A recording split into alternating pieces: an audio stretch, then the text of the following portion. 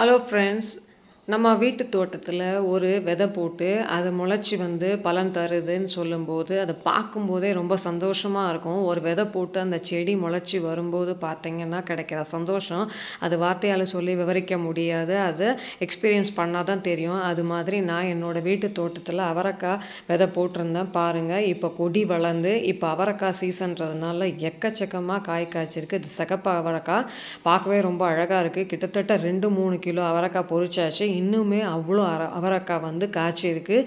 பிஞ்சு நிறைய விட்டுருக்கு, பூவும் விட்டுருக்கு. பார்க்கவே ரொம்ப சந்தோஷமாக இருந்தது. நிஜத்தில் சொல்லணும்னா விவசாயம் பண்ணுறவங்க ஏன் அதை விடாமல் எவ்வளோ கஷ்டம் வந்தாலும் பண்ணுறாங்கன்றது இப்போ தான் புரியுது. ஏன்னா இதில் கிடைக்கிற சந்தோஷம் நம்ம வார்த்தையால் விவரிக்க முடியாது.